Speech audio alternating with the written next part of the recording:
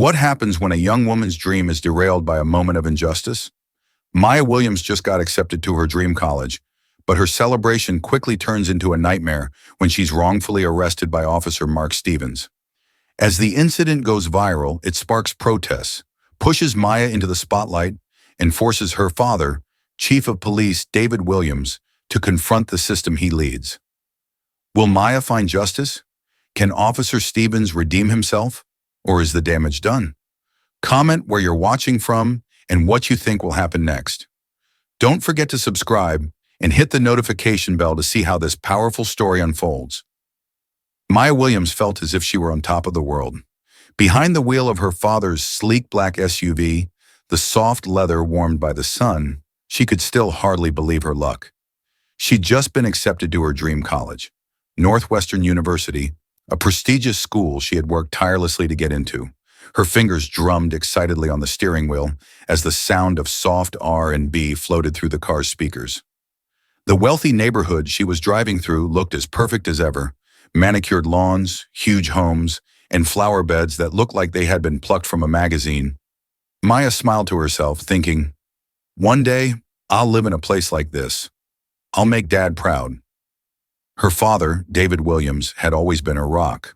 A police officer recently promoted to chief of police, he had supported her every step of the way, reminding her to keep her head up and stay focused even when things got tough. When she showed him her acceptance letter, his pride had been unmistakable. "You did it, baby girl," he had said, his eyes shining. It had been his idea to let her borrow the SUV for a celebratory drive. As Maya cruised along the winding streets, her dark curly hair bouncing with each nod to the rhythm of the music, her mind wandered to what the future held. She imagined herself walking across the college campus, meeting new people, learning new things, and eventually wearing her cap and gown, diploma in hand as her father and family cheered from the crowd. Maya grinned, feeling as if the whole world was in her hands. All her hard work, the late nights of studying, the extracurriculars, the pressure was finally paying off. Life couldn't get much better than this. Then, just as she was about to make a turn onto a quiet street, she saw the flash of blue and red lights in her rearview mirror. Her heart skipped a beat. "What?" she mumbled to herself, glancing at the speedometer. She wasn't speeding. She hadn't run a red light. What could this be? Confused, she slowly pulled over, the SUV rolling to a gentle stop by the side of the road. The police cruiser pulled in behind her, its lights still flashing. Maya took a deep breath, her fingers trembling slightly as they moved away from the wheel. It was the first time she had ever been pulled over. Trying to calm herself, she reminded herself that she had done nothing wrong. "This must be a mistake," she thought. "I'm just a college-bound girl driving my dad's car. Everything will be fine." She could see the officer approaching her window in the side mirror. His uniform was crisp, his expression unreadable. As he stopped by her door, Maya carefully rolled down the window, keeping her hands visible on the steering wheel, the way her father had always taught her. "License and registration," the officer barked, his voice sharp. "Of course, officer," Maya replied, her voice steady despite the confusion that churned inside her. "May I ask what I did wrong?" The officer's eyes narrowed as he looked at her, then at the SUV. "Just hand over the documents, miss," he said, ignoring her question. Maya hesitated for a brief second before reaching for the glove compartment to retrieve the registration and pulling her license from her wallet. She handed them over, her heart beginning to pound as the officer snatched them from her hand. "This vehicle's registered to a David Williams," the officer said, his tone accusing. "You care to explain that?" Maya blinked, momentarily stunned by the question. "Explain?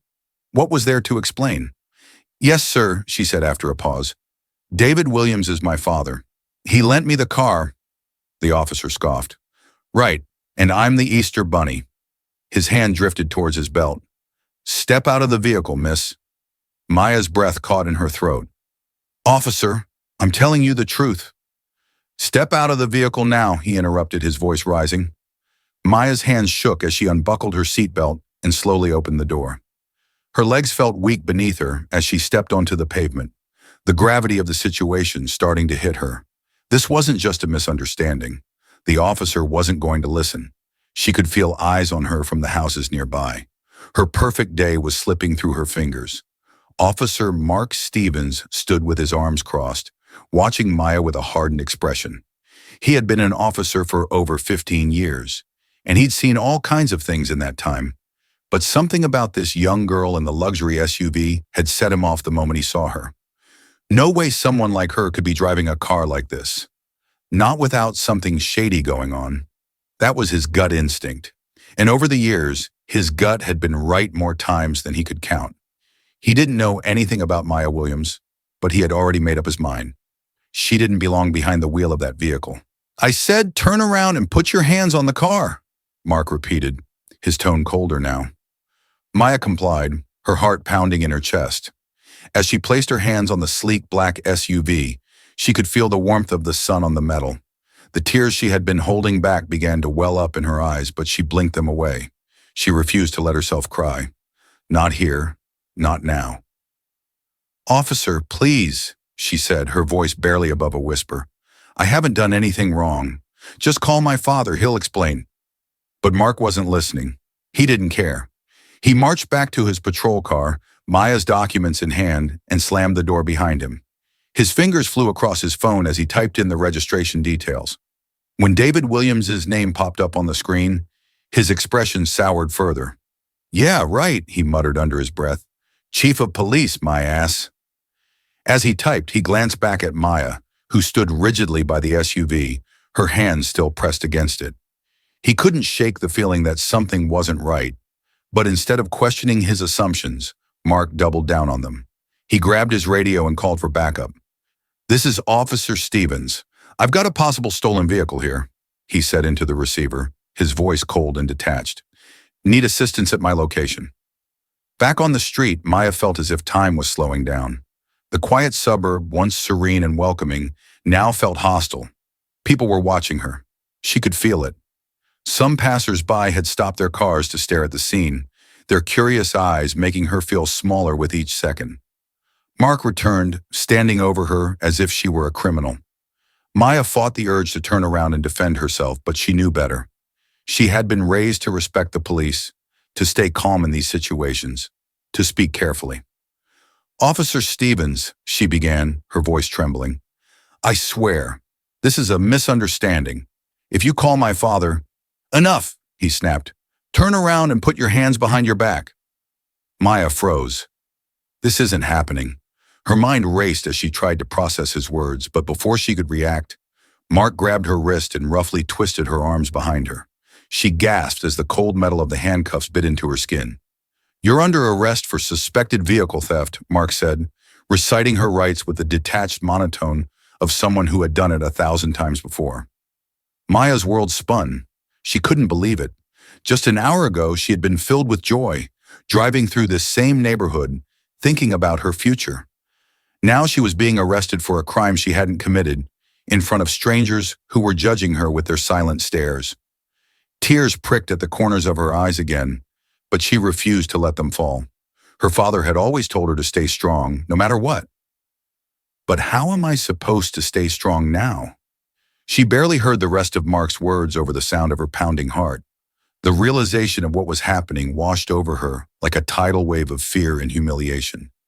As Mark pushed Maya toward the patrol car, a small crowd of onlookers began to gather. Someone was recording on their phone, she noticed, and her cheeks burned with shame. She wanted to scream, to tell them all that she was innocent, but the words caught in her throat. She stumbled as Mark shoved her into the back seat, her wrists aching from the cuffs. Once inside, she fumbled in her pocket for her phone, her hands trembling as she dialed her father's number. The phone rang once, twice, 3 times. Finally, his familiar voice answered, filled with warmth and concern. "Maya? Sweetheart, what's wrong?" The sound of her father's voice was enough to break her composure. Tears spilled down her cheeks as she choked out the words. "Dad," she whispered, her voice shaking, "I've been arrested. They think I stole your car." There was a moment of stunned silence on the other end of the line. Then David's voice returned, tight with urgency. "Where are you? I'm coming right now." As the patrol car sped toward the police station, Maya leaned her head back against the seat, her tears now silent as they slipped down her cheeks. The handcuffs dug into her wrists, a constant reminder of the humiliation and fear that engulfed her. She could only imagine what her father was going through. Meanwhile, David Williams raced through the city streets, his mind in turmoil. The moment he had hung up the phone, the urgency of the situation hit him like a freight train. His daughter, his bright, ambitious, and kind daughter, was sitting in the back of a police car, wrongly accused of stealing his own SUV. A flurry of emotions overwhelmed him: rage, fear, and a sharp sense of injustice. He had seen enough during his years as a police officer to know exactly what could happen if things escalated further. He refused to let that happen to his child. When he pulled up to the police station, his hands tightened around the steering wheel. David was no longer just a concerned father. He was also the chief of police, and that carried its own weight. Bursting through the station doors, David's heart sank when he saw Maya, sitting in a hard plastic chair near the front desk. Her hands were cuffed behind her back, her face streaked with tears. The sight of her, so small, so helpless, nearly broke him. "Maya!" he called, rushing to her side. Maya looked up at her father, her eyes filled with a mixture of relief and lingering fear. "Dad," she whispered, her voice cracking, "I didn't do anything." David crouched down next to her, gently cupping her face in his hands. "I know, sweetheart. I know. You don't have to say anything." He turned to the officer behind the desk, his voice low and cold. "Who's responsible for this?" The officer hesitated, clearly recognizing David's rank, before motioning toward Officer Mark Stevens, who was standing nearby, filling out paperwork. David's gaze zeroed in on Mark, and he rose to his full height, his presence commanding the room's attention. "Officer Stevens," David called, his voice cutting through the air like a blade. Mark turned, his brow furrowing in confusion. "Can I help you, sir?" "I'm Chief David Williams," David said, stepping forward, "and I'm here to demand an explanation for why my daughter is sitting in handcuffs in your station." Mark's face paled. He had known the name on the registration, but he hadn't made the connection. This girl's father is the new chief of police? His confidence wavered, but he quickly tried to recover. "Sir, I was just following protocol. The vehicle seemed suspicious, and I—" David cut him off, his voice dangerously low. "Protocol? My daughter, who you have wrongly accused of stealing my car, has been sitting here in handcuffs for something she didn't do. You're telling me that's protocol?" Mark swallowed hard.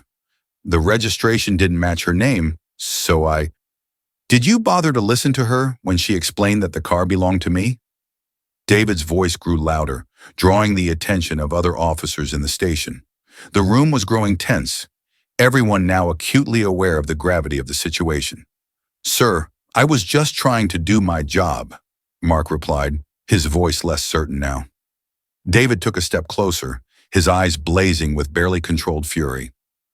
"Your job is to serve and protect, not humiliate and degrade. You had no reason to treat my daughter like a criminal." The tension in the room became palpable as the officers who had been watching the scene unfold now stood frozen, unsure of what would happen next. As Mark stood there, faced with David's growing anger, a sinking feeling began to form in his gut. He had made a terrible mistake. He had arrested this girl, Maya, without fully investigating the situation, based purely on assumptions. The truth was undeniable now, and it was hitting him hard. Officer Jenna Martinez, Mark's partner, had entered the station just moments earlier and was watching the confrontation unfold with wide eyes. She had been on her way to back Mark up during the arrest, but had arrived too late to stop it. Now seeing Maya in handcuffs and the fury on Chief Williams' face, Jenna knew things had spiraled out of control. "Chief Williams," Jenna interjected, stepping forward, her voice calm but urgent. "Let's get her out of the cuffs first." David didn't even glance in her direction. "Do it, now." Mark fumbled with his keys, his hands shaking as he unlocked Maya's handcuffs. The sharp sound of the cuffs clinking open echoed in the silent room. Maya rubbed her sore wrists, blinking back fresh tears. Jenna shot Mark a look of disbelief. "You didn't listen to her at all, did you?" she whispered under her breath. Mark didn't respond, his face flushing with shame. Maya stood up, her legs shaky beneath her. David wrapped an arm around her shoulders protectively, pulling her close. "You okay, sweetheart?" he asked softly. Maya nodded, but the vulnerability in her eyes told him she wasn't. Not really. Not yet. David turned back to Mark, his voice steady but deadly serious. You made a huge mistake today, Stevens, and I will not let this slide. Mark opened his mouth to speak, but before he could find the words, David raised a hand to silence him. You'll have plenty of time to explain yourself. Right now, I'm taking my daughter home. With that, David led Maya out of the station, the tension hanging thick in the air behind them. By the time they reached home, Maya was emotionally exhausted. Her father sat beside her on the couch, watching her closely, his eyes filled with worry. The events of the day still weighed heavily on both of them. Maya stared down at her hands, rubbing her wrists where the cuffs had left faint red marks. Dad, why did this happen? She asked quietly. I was just driving. I didn't do anything wrong. David sighed, rubbing his temples. Sometimes people, especially in this line of work, make snap judgments. They see what they want to see instead of what's right in front of them. It's wrong, and I'm sorry you had to experience that. Maya leaned against him, feeling the warmth of his presence. She wanted to believe that things would get better, but part of her wondered if this was just the beginning of something much bigger. David's phone buzzed on the table, pulling him from his thoughts. He picked it up and frowned at the screen. What is it? Maya asked, sensing his unease. David hesitated before showing her the phone. On the screen was a video of her arrest. The same scene she had just lived through was now playing out on social media. The shaky footage taken by someone in the crowd showed Mark roughly cuffing Maya while she stood helplessly beside her father's SUV. The caption read, Racial profiling in action. Black girl arrested for stealing her own dad's car. Maya's heart sank. The video had already racked up thousands of views and hundreds of comments. Some were outraged on her behalf, while others were filled with hateful assumptions and racial slurs. Oh no, she whispered. This is going to get worse, isn't it? David nodded grimly. It's already out there, Maya. This is going to go viral. Within hours, the video had spread across social media like wildfire. News outlets picked up the story, and suddenly the Williams family found themselves at the center of a growing controversy. Troy Johnson, a well-known community activist and former teacher of Maya, was one of the first to take action. He had always been passionate about social justice, but seeing Maya, one of his brightest students, being treated this way ignited something deeper in him. Troy organized a peaceful protest, calling for justice not just for Maya, but for every young Black person who had been unfairly targeted by law enforcement. The protest quickly gained traction, with people from all over the community coming together to demand reform. Signs reading End Racial Profiling and Justice for Maya filled the streets as protesters marched to the police station. Troy led the charge, his voice booming through a megaphone as he rallied the crowd. Enough is enough, he shouted. We will not stand by while our young people are treated like criminals because of the color of their skin. The crowd roared in agreement, their chants echoing down the street. David watched from his office window, feeling the weight of the world on his shoulders. He agreed with the protesters. There had to be accountability. But as the chief of police, he also knew how difficult real reform would be. The department is under intense scrutiny now, and every decision he made could either help heal the community or further divide it. He wasn't just a father fighting for his daughter's dignity anymore. He was a leader responsible for guiding the entire police force through one of the toughest challenges they had ever faced. While the protests grew, Officer Mark Stevens sat alone in his apartment, staring at his reflection in the mirror. His career was in jeopardy. The department was under investigation, and he had been placed on administrative leave. But it wasn't just the fear of losing his job that gnawed at him. It was something deeper. For the first time in his life, Mark was forced to confront the reality of his own prejudice. He had spent his entire career convincing himself that he wasn't biased, that he was just doing his job. But the video that had gone viral, painted a different picture. It showed him exactly what he had become: arrogant, dismissive, prejudiced. He had arrested a young girl, an innocent girl, because he had seen her skin color and made a snap judgment. And now the entire world was seeing him for who he really was. Mark felt sick to his stomach. He couldn't sleep, couldn't eat. All he could think about was that moment on the street, the look of fear and betrayal in Maya's eyes as he cuffed her hands behind her back. How had he let it come to this? In the quiet of his apartment, Mark made a decision. He wasn't going to run from this. He wasn't going to hide behind excuses anymore. He needed to make things right if that was even possible. But first, he had to face the truth. The sun had barely risen the next morning, but the Williams household was already filled with tension. Maya sat at the kitchen table, her hands wrapped around a mug of coffee, though she hadn't taken a sip. Her eyes were red from a sleepless night, haunted by the viral video of her arrest. The world seemed to have flipped upside down overnight, and she couldn't shake the feeling of helplessness that lingered in her chest. Her father, David, entered the room, looking just as exhausted. His usually strong and confident demeanor was strained. The weight of being both a father and a police chief during this crisis was pressing down on him, and he could feel his daughter slipping into a world of fear and distrust. "Maya," he said softly, pulling out the chair across from her, "we need to talk." Maya nodded but said nothing. She had been replaying the arrest over and over in her head, trying to figure out if there was anything she could have done differently. Deep down, she knew the answer. Number. There was nothing she could have done to prevent this. David leaned forward, his hands folded on the table. "I know you're scared, and I know you're angry. I am too." Maya's eyes flicked up to meet his. "Are you? You're part of the same system that did this to me. You're the chief of police, Dad. How can I trust that anything is going to change when even your own officers treat people like me this way?" Her words hit David hard, but he didn't flinch. He knew this conversation was coming. He had been preparing himself for it since the moment he saw her in handcuffs. "I understand why you feel that way, Maya. And you're right. The system is broken. I've spent my entire career trying to change things from the inside, but I can see now that it's not enough. What happened to you? It's not just a mistake. It's a symptom of something much bigger." Maya's face softened slightly, but the hurt was still there. "So what now? I go viral as the girl who got arrested for driving her dad's car? Is this just what my life is now?" "No," David said firmly. "You are so much more than that. But we have to face this head on. We can't pretend it didn't happen. This is our chance to make real change, but we have to do it together." Maya blinked back tears.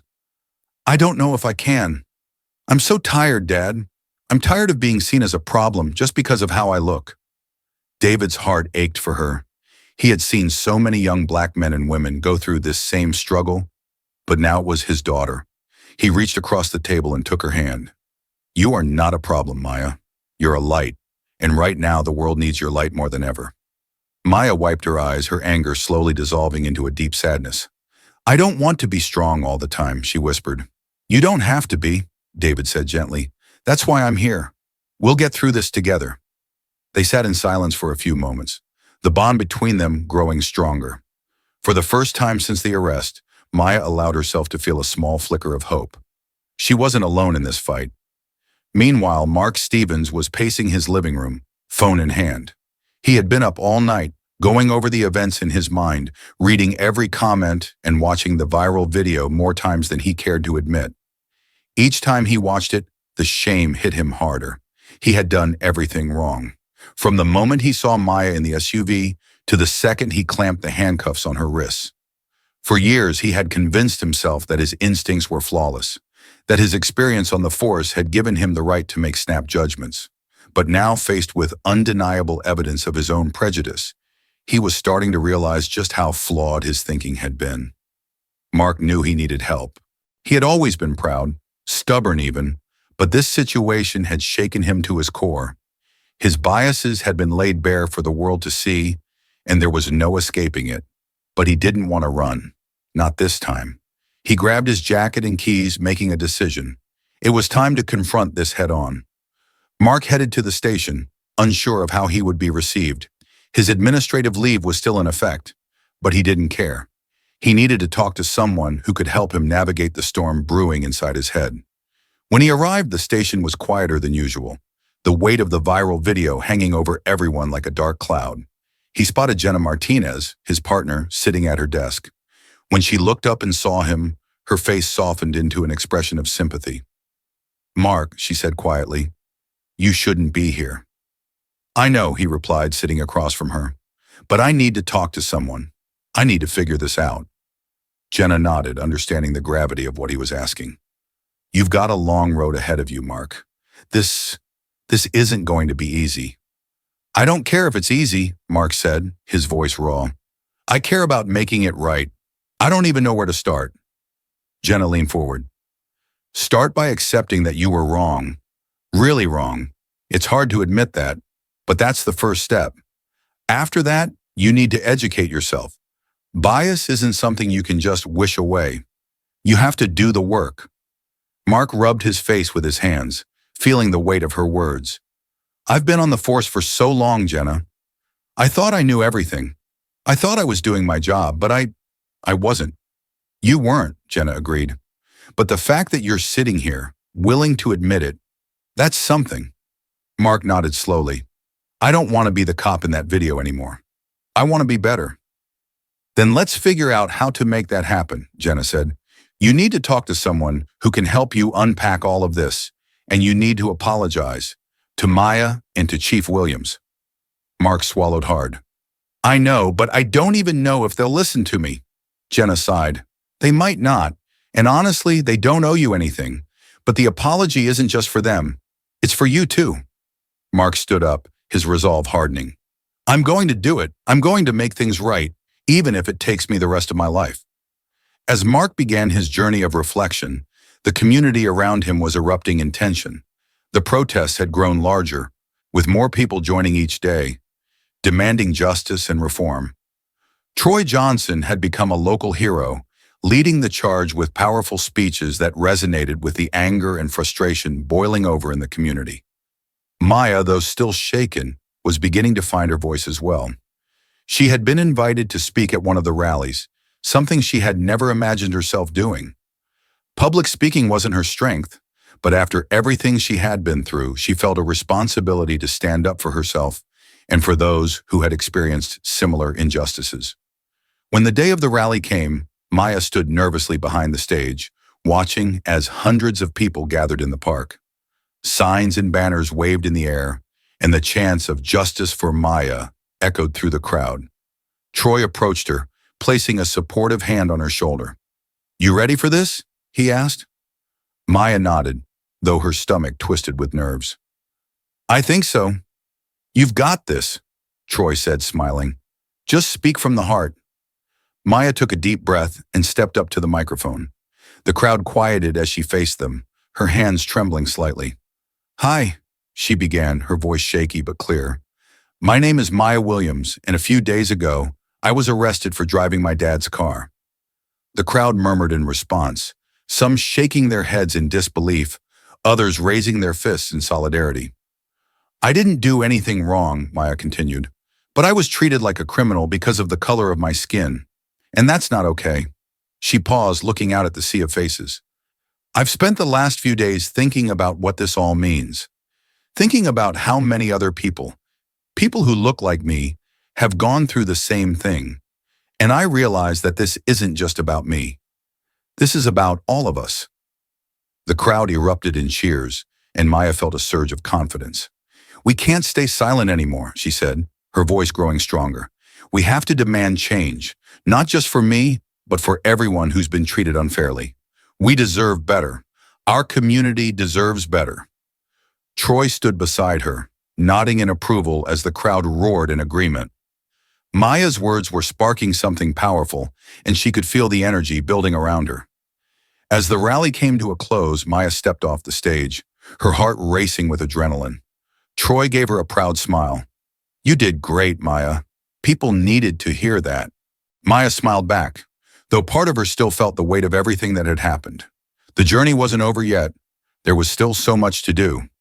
The next day, Mark Stevens stood outside the police station, waiting for the meeting he had requested with Maya and David Williams. His stomach churned with anxiety. This was the moment he had been dreading and preparing for in equal measure. David had reluctantly agreed to the meeting, mostly because Maya had wanted to hear what Mark had to say. It was a strange twist of fate that David, as chief of police, now found himself sitting across from the officer who had wrongly arrested his daughter. But he had agreed to give Mark the chance to explain himself. Maya entered the room with her father by her side. She looked calm on the outside, but her hands trembled slightly as she took her seat. Mark stood as they entered, his nerves threatening to overwhelm him, but he forced himself to stay composed. "Thank you for agreeing to meet with me," Mark said, his voice barely above a whisper. "I know I don't deserve this, but I need to say some things. I need to apologize." Maya didn't respond immediately, her eyes searching his face for sincerity. Mark took a deep breath. "I'm sorry, Maya. What I did to you was wrong. There's no excuse. I saw you, and I made a judgment without knowing anything about you. I let my biases control my actions, and I humiliated you. I wish I could take it back, but I can't." He paused, feeling the weight of his words. "I'm trying to learn. I'm trying to be better. But I know that won't undo what I did." Maya studied him for a moment, her emotions swirling inside her. She could hear the remorse in his voice, but she had to be sure it wasn't just for show.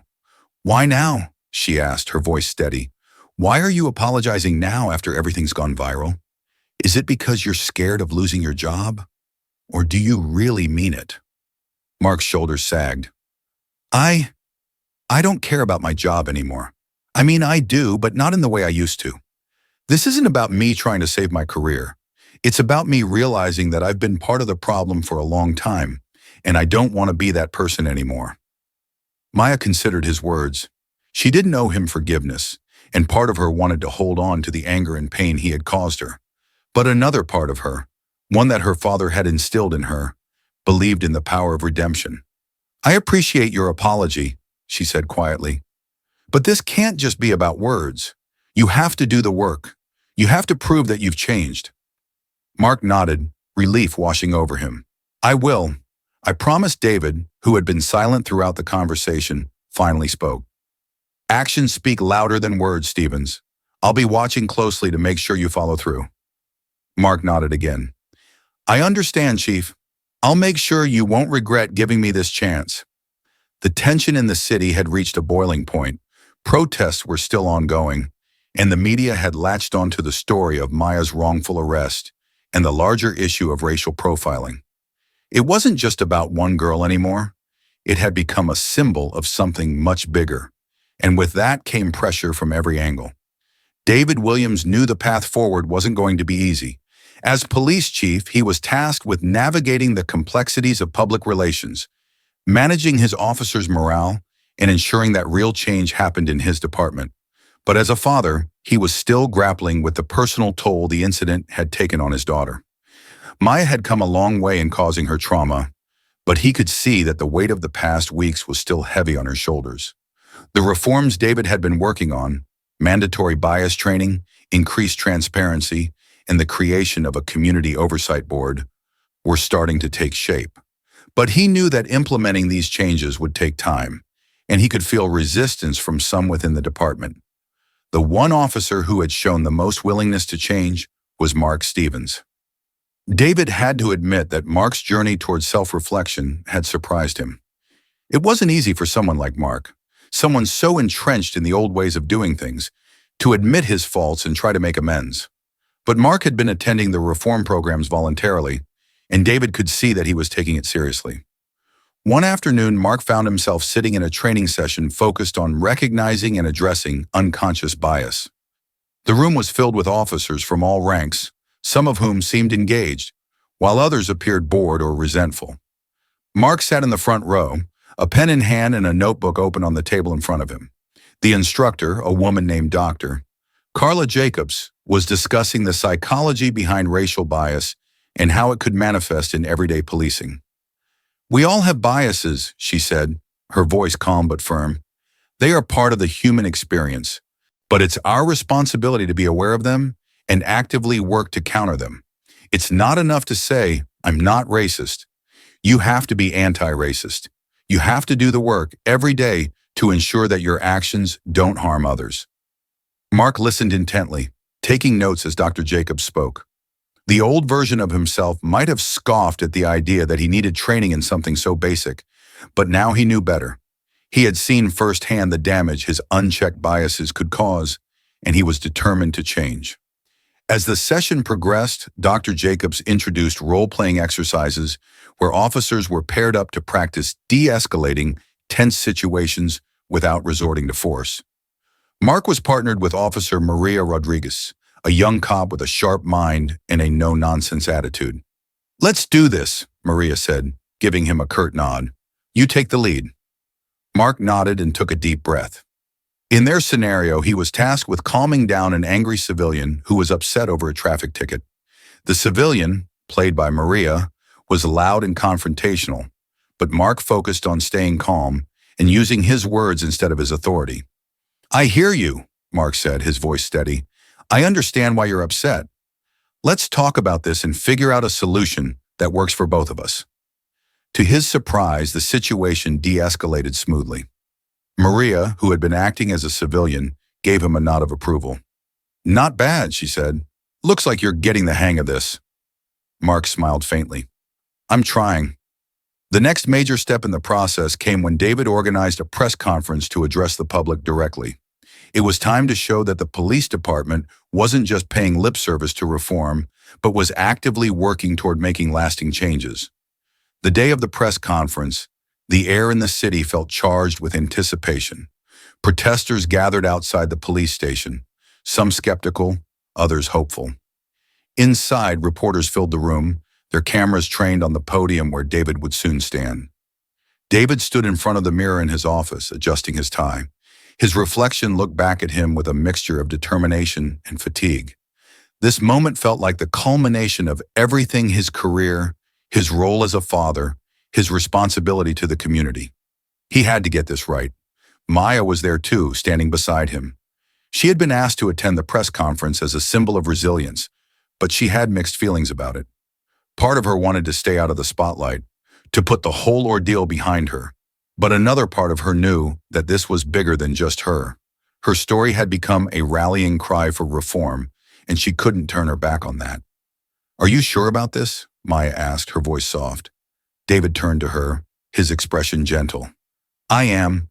This is something we need to do, not just for you, but for everyone who's been in your shoes." Maya nodded, swallowing her nerves. "Okay." When the time came, David stepped up to the podium, his presence commanding but calm. He scanned the room, taking in the sea of expectant faces, and then began to speak. "Good afternoon," he said, his voice steady. "We are here today to address a serious issue, one that has shaken our community to its core. A few weeks ago, my daughter, Maya Williams, was wrongly arrested by one of our officers. The incident was a stark reminder of the racial bias that still exists within our police force and in our society as a whole." The room was silent, the weight of his words hanging in the air. "What happened to Maya was not just a mistake," David continued. "It was a symptom of a deeper problem, one that we are committed to addressing. Our police department has begun implementing a series of reforms designed to root out bias, increase accountability, and rebuild trust with the community. These reforms include mandatory bias training for all officers, the creation of a community oversight board, and a renewed focus on de-escalation tactics." He paused, letting the information sink in before continuing. "We know that change doesn't happen overnight. We know that there is still a long road ahead, but we are dedicated to walking that road, step by step, with our community by our side." As David spoke, Maya stood nearby, listening intently. She felt a mixture of pride and apprehension. This was the beginning of something new, but it wasn't the end of her journey.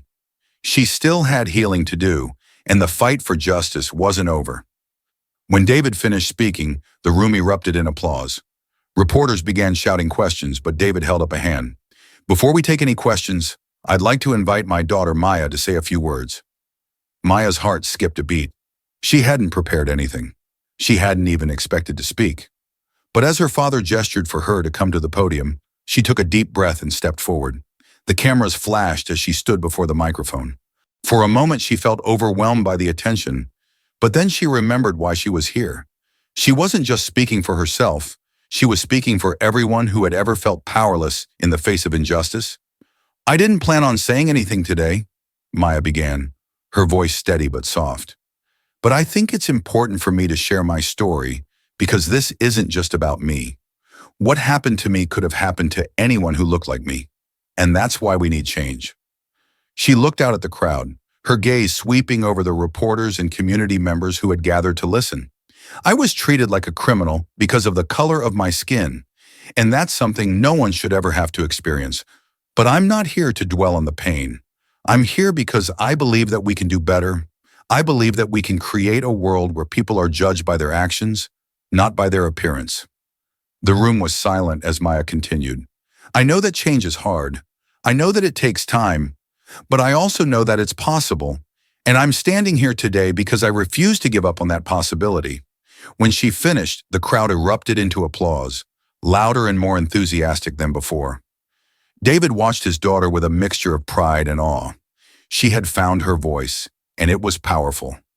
In the days that followed, the atmosphere in the city began to shift.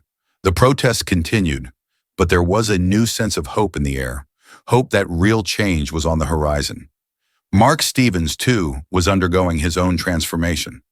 After his meeting with Maya and David, he had thrown himself into the reform programs, determined to prove that he was committed to change.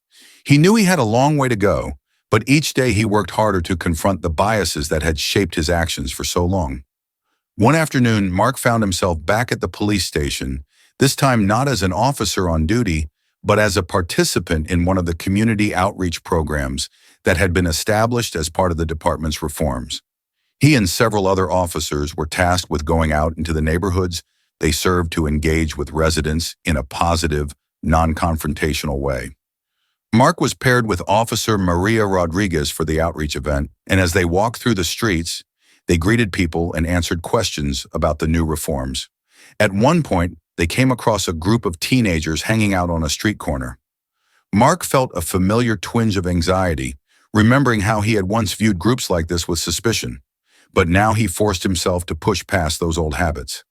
"Hey there," Mark said, smiling as he approached the teens. "How's it going?" The teens looked up, surprised to see a cop approaching them in a friendly manner. One of them, a boy about 16 years old, stepped forward. "You're the guy from that video, right?" Mark's stomach dropped. He had forgotten that the viral video of Maya's arrest had made him somewhat infamous. "Yeah," he admitted, his voice steady. "That was me." The boy crossed his arms. "You messed up big time, man." Mark nodded. "I did, and I'm doing everything I can to make it right." The boy stared at him for a moment, then nodded slowly. "That's good. You better be." Mark smiled, feeling a flicker of hope. It wasn't full forgiveness, but it was a step toward rebuilding trust, something he was willing to work for. As days turned into weeks, the momentum behind the push for reform in the city continued to grow. The protests showed no signs of slowing down, but what had started as anger and frustration was slowly transforming into a movement grounded in hope and unity. Still, there were factions within the police department and the community who resisted change, clinging to old ways and deeply ingrained beliefs. Tensions reached their peak when a large-scale protest was scheduled to take place outside the police station, drawing people from all across the city and neighboring towns. The streets were filled with banners and signs, voices rising together in a call for justice, reform, and an end to racial profiling. The energy in the air was electric, with thousands of people determined to make their voices heard. Among the crowd, Maya stood with her father, David, watching as protesters gathered in front of the station. David was there not as an authority figure, but as an ally to the movement and a father who had witnessed the harm that injustice could cause. As the chants of justice for all filled the air, Maya's heart swelled with a mixture of emotions, pride, hope, and a lingering fear that this battle might never truly end. She glanced at her father, who had been instrumental in implementing the changes that were now starting to take root in the police department, but she knew that the road ahead was still long. Troy Johnson, the community activist who had been leading the protests, took the stage that had been set up in front of the police station. His booming voice carried over the crowd as he rallied them to keep pushing for reform.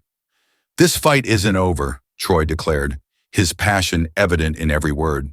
"We've seen progress, but we cannot let up now. We've been demanding change for years, and this time, we won't be silenced. This time, we'll see it through." The crowd erupted in cheers, the ground vibrating with their collective energy. Maya felt a surge of excitement ripple through her, but there was also a sense of trepidation. What if this momentum died out? What if, after all the noise and action, the system remained the same? As Troy continued speaking, a murmur swept through the crowd. Maya turned and saw Mark Stevens standing near the edge of the protest, not as a police officer, but as a member of the crowd. His presence hadn't gone unnoticed. Some people recognized him from the viral video, and whispers of discontent began to ripple through the throng. Maya's breath caught in her throat. She had been working through her own feelings of forgiveness toward Mark, but she wasn't sure how the rest of the community would react to seeing him here. Her father noticed her tension and followed her gaze. "Stay calm, Maya," David said quietly. "Let's see what he's here for." As Mark cautiously made his way toward the stage, a group of protesters moved to block his path. One man, older and clearly enraged, stepped forward and pointed an accusatory finger at Mark. "What are you doing here?" the man demanded, his voice laced with anger. "You think you can just show up after what you did? You don't belong here." A small crowd began to gather around Mark, the tension rising rapidly. Some people shouted insults, while others watched with wary eyes, unsure of what to expect. Mark stood there, his face pale but resolute. He didn't flinch as the insults were hurled at him. He knew this was part of the reckoning he deserved. But then, something unexpected happened. Maya stepped forward, breaking away from her father's side. She pushed through the crowd until she was standing in front of Mark, her heart pounding in her chest. The crowd fell silent, watching with bated breath as Maya squared her shoulders and looked Mark in the eye. "What are you doing here?" she asked, her voice steady but filled with emotion. Mark swallowed hard, searching for the right words. "I'm here because I believe in the changes you and your father are fighting for," he said, his voice strained but sincere. "I know I've done wrong, and I know I'm not owed any forgiveness. But I'm here because I want to be part of the solution." Maya stared at him for a long moment, the crowd around them holding their collective breath. She could feel the weight of the situation pressing down on her.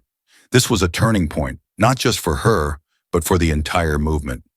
She thought back to their meeting in the police station, to Mark's heartfelt apology and his promise to do better. And she thought about everything her father had taught her about the power of forgiveness and the importance of giving people the opportunity to change. Finally, Maya nodded. "Then prove it," she said. "If you're really serious about making things right, prove it by standing with us." Mark's eyes widened in surprise. He hadn't expected this. He hadn't expected a second chance. But there was no mistaking the sincerity in Maya's words. She wasn't offering him an easy way out. She was challenging him to live up to his promises. Without hesitation, Mark nodded. "I will," he said, his voice firm. "I promise." Maya stepped aside, allowing Mark to move forward toward the stage. The crowd murmured in surprise, but the anger that had been brewing moments ago seemed to dissipate, replaced by a sense of cautious hope. People were watching to see if Mark would truly follow through on his words. As Troy finished his speech, he noticed the change in the crowd and glanced down to see Maya and Mark standing side by side. He raised an eyebrow but gave them a nod of approval before stepping down from the stage. "Looks like we've got a lot of work to do," Troy said with a smile. "Let's get to it." The aftermath of the protest was filled with a renewed sense of purpose. The city was buzzing with conversations about the reforms taking place, and the police department was beginning to see the positive effects of the changes David had implemented. Officers were engaging more with the community, and the tension between law enforcement and residents, while still present, had begun to ease. Mark Stevens had become a part of the department's reform efforts, working alongside David and Officer Maria Rodriguez to implement the bias training and community outreach programs. He knew he still had a long way to go in rebuilding the trust he had lost, but he was committed to the process. One afternoon, Mark found himself back in the training room, this time as a mentor to new recruits who were just beginning their careers as police officers. He stood in front of the group, feeling a mixture of nerves and responsibility. He knew that his story, the mistakes he had made and the lessons he had learned, could serve as a cautionary tale for those just starting out. "I'm not here to tell you how to be perfect," Mark said, addressing the room. "I'm here to tell you that it's okay to make mistakes, as long as you learn from them. This job is about serving the people, and that means treating everyone with respect, no matter who they are or where they come from." The recruits listened intently, their eyes focused on him. Mark could see uncertainty in some of their faces, but he also saw the potential for growth. If there's one thing I've learned, he continued, it's that we can't afford to be complacent. We have to keep pushing ourselves to do better. And that starts with being honest about our biases and working to overcome them. As the session ended, Maria approached him with a smile. You're a natural at this, she said. The recruits really look up to you. Mark chuckled, shaking his head. I'm just trying to do my part. Well, you're doing a good job, Maria replied. Keep it up. Several months had passed since the day of the protest, and Maya's life was finally beginning to return to some semblance of normalcy. She had started preparing for college, her excitement for the future slowly returning as the trauma of the arrest faded into the background. But there was one more moment of recognition ahead, a moment that would bring everything full circle. The annual Young Achievers ceremony was being held at the local community center, honoring students who had made significant achievements in academics, sports, and community service. Maya had been nominated for her resilience and leadership in the wake of the wrongful arrest, and while she felt humbled by the recognition, she wasn't entirely sure she wanted to be in the spotlight again. Still, her father had convinced her to attend, reminding her that this wasn't just about what had happened to her, it was about what she had done in response. As Maya sat in the audience, waiting for her name to be called, she spotted Mark Stevens standing near the back of the room. He wasn't there in any official capacity, just as a quiet observer. Their eyes met, and Maya gave him a small nod of acknowledgement. When it was her turn to take the stage, Maya's heart raced with a familiar nervousness. She had spoken in front of crowds before, but this felt different. This felt like the end of one chapter and the beginning of another. As she accepted her award, she looked out at the audience, seeing the faces of her family, friends, and community members who had supported her throughout the ordeal. But instead of dwelling on the past, Maya chose to focus on the future. What happened to me was painful, she said, her voice clear and steady. But it led to something bigger than I could have ever imagined. It led to change, real change, and that's something I'm proud to be a part of. The audience applauded, and Maya smiled, feeling a sense of peace washed over her. This was the moment she had been waiting for, the moment when she could finally move forward. As she stepped down from the stage, her father, David, wrapped her in a warm hug. You did good, sweetheart, he whispered. I'm so proud of you. Maya smiled up at him, feeling the weight of the past months lifted from her shoulders. Thanks, Dad. I couldn't have done it without you. As the Young Achievers ceremony came to a close, Maya and David made their way through the crowd of well-wishers, shaking hands and exchanging smiles. The community had come together in a way that Maya had never expected. And while there were still challenges ahead, there was also a sense of hope. When they finally reached the parking lot, David handed Maya the keys to the SUV, the same one that had been at the center of the ordeal months earlier. You drive, sweetheart, David said with a smile. You've more than earned it. Maya laughed, taking the keys from him and sliding into the driver's seat. As they pulled out of the parking lot and drove through the familiar streets of their neighborhood, Maya felt a sense of closure. The car that had once symbolized so much pain now represented something else entirely: resilience, growth, and the power of change. As they passed through the city, they saw signs of the progress that had been made. New murals depicting unity, police officers talking with community members on street corners, and posters advertising diversity workshops. Maya smiled as she drove. Things really are changing, aren't they? David nodded, his voice filled with pride. They are. And you've been a big part of that. They drove in comfortable silence for a while, the sun setting behind them, casting a warm glow over the city. As they turned onto their street, neighbors waved from their porches, offering smiles and words of encouragement. The sense of community was palpable, a stark contrast to the tension that had existed just months earlier. Maya parked the car in their driveway and turned to her father. You know, she said thoughtfully, I never thought I'd say this, but I'm almost glad that all of this happened. David raised an eyebrow. Why's that? Maya shrugged, her expression soft. Look at all the good that's come from it. We've made real progress, and it's only the beginning. David smiled, reaching over to squeeze her hand. That's because you chose to respond with grace and strength, Maya. You turned something painful into something powerful. I couldn't be prouder. As they stepped out of the car and made their way to the front door, arm in arm, they both felt a deep sense of gratitude for each other and for the journey they had been on. The road ahead was still long, but they were ready to face it, together. If you found Maya's journey of resilience and change inspiring, don't forget to hit the subscribe button and ring the notification bell so you never miss another powerful story. We have more incredible tales of courage, redemption, and hope coming your way. Let us know in the comments what part of the story impacted you the most. And remember, together we can build a world where change is possible. Thank you for watching.